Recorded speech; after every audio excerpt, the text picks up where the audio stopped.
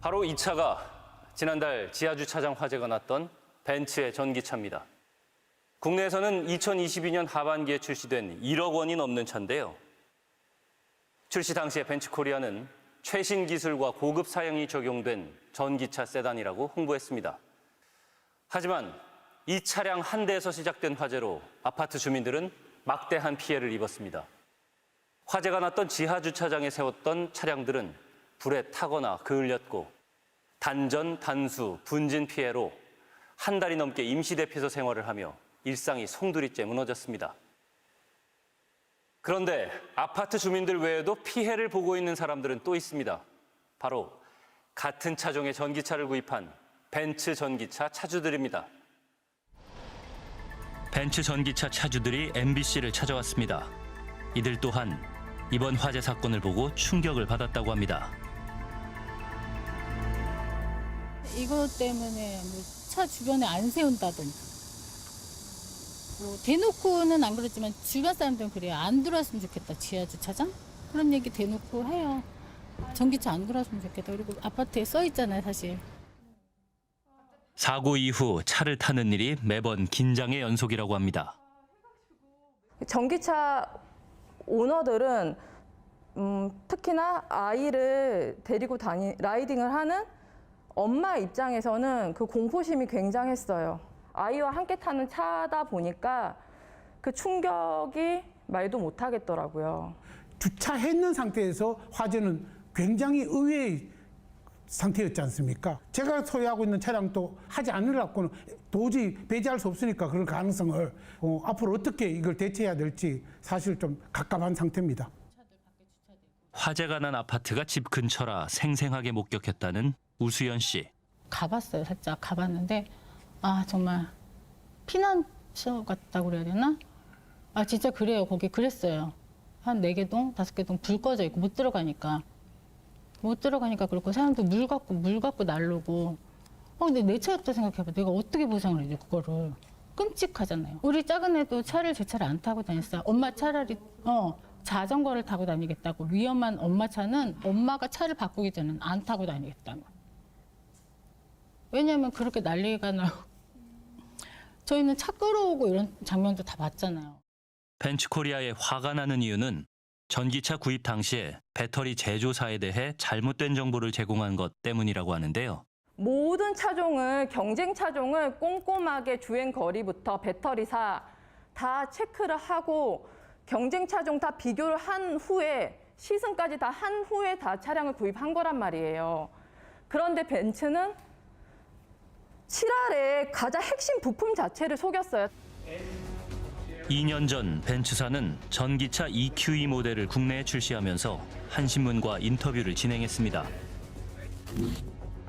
벤츠의 전기차 개발 총괄은 당시 EQE에 탑재되는 배터리 셀은 CATL이 공급한다고 말했습니다. 뿐만 아니라 배터리의 안전성과 향후 품질에 대한 보증은 모두 벤츠가 담당하기 때문에 배터리 셀 공급 업체에 대해서 소비자가 신경 쓸 필요가 없다라는 말도 남겼는데요. CATL이 담당을 한다, 관여를 한다 이렇게 홍보를 했어요. 당연히 그렇게 알고 있고요. 구매할 당시에 그 영업사원분한테도 이 배터리가 CATL 맞느냐, 맞다라고 얘기를 했었고요. 화재 발생 후 사고 차량에 CATL이 아닌 중국 파라시스 배터리가 탑재된 사실이 뒤늦게 알려졌습니다. 벤츠코리아가 공개한 자료를 보면 벤츠 EQE 전기차 4개 차종에 파라시스 배터리가 탑재됐는데 국내에서만 5,000대 가까이 판매된 것으로 확인됐습니다. 파라시스, 파리시스 이래가지고 이름조차 익숙하지 않았죠. 자동차 전문가들조차도. 그 회사 이름은 익숙지 않았고. 파라시스 배터리는 세계 10위권 기업이지만 시장 점유율은 1%대로 매우 낮다고 합니다. CATL이나 BYD가 무서운 이유는 막대한 시장 점유율을 바탕으로 막대한 자본력을 바탕으로 해서 제품 원가도 낮추면서 많은 경험을 쌓고 그로부터 안정성을 확보하는 거거든요.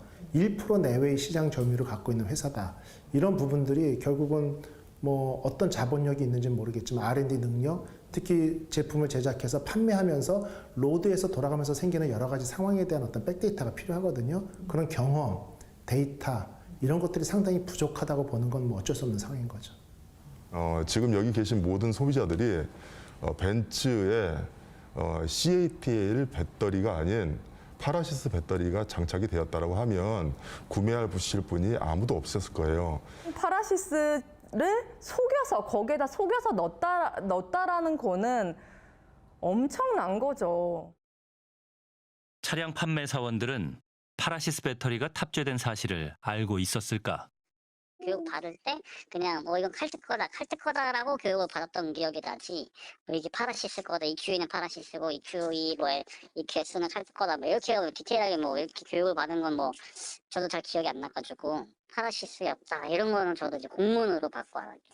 교육 받을 땐 다 CATL로 받았죠 저희도. EQE 모델도 이제 CATL로 받으신 거예요? 그쵸. 사실 파라시스 내용은 이번에 이제 화재 사건 터지고 나서 저희가 알게 된 거죠. 파라시스에 대한 내용은 사실 저희도 아예 금시초문이었던 거고. 판매 사원들도 점유율 1위 기업인 CATL 배터리가 장착된 줄 알고 판매를 했다는 겁니다. 불이 난 벤츠 EQE 차량에 들어간 중국산 배터리는 이른바 NCM 3원계 배터리로 분류됩니다. 니켈과 코발트, 망간을 양극재로 쓴다는 뜻입니다. 인산염과 철을 쓰는 LFP 배터리보다 상대적으로 비싼 만큼 주행거리가 긴 대신 안정성이 떨어지는 것으로 알려져 있습니다. 사실 중국의 대표 전기차 업체인 CATL이나 비아디의 배터리 기술력은 이미 세계적 수준입니다. 문제는 후발주자로 NCM 개발에 뛰어든 일부 중국 업체들의 경우 품질을 보증하기 어렵다는 점입니다. 특히 벤츠의 NCM 배터리를 공급한 업체가 세계 10위 수준인 중국 파라시스라는 사실에 뜻밖이라는 반응도 나옵니다. 자동차 산업을 다들 주력 산업으로 삼아갖고 전부 다 육성을 하니까 이제 우후죽순이 생겨나는 거고, 또 중국에서 지금 퇴출되는 업체가 나오기 시작했잖아요. 그래서. 국토교통부는 전기차의 배터리 정보를 소비자에게 공개하는 걸 의무화하는 방안을 검토하고 있습니다. 다만 전기차 업체의 영업 기밀 등을 고려해 법적인 쟁점을 살펴봐야 한다는 입장입니다. 공개를 어떤 방식으로 할 건지, 또 그런 거에 대해서 제작사들의 의견이라든지 그런 부분에 대해서 검토하고 있습니다. 이미 유럽연합은 오는 2026년부터 전기차 제조사들이 배터리 정보를 공개하도록 했고, 미국 일부 주에서도 비슷한 정책을 추진하고 있습니다. 국내 배터리 업계의 속내는 복잡합니다. 업체명이 공개될 경우 품질 경쟁력이 높은 한국산 배터리에 대한 선호가 더 커질 수 있다는 기대도 있습니다. 다만 모든 종류의 배터리엔 화재의 가능성이 상존하는 만큼 안정성을 놓고 중국, 일본과 기술 경쟁이 더 격화될 전망입니다. MBC 뉴스 김세영입니다.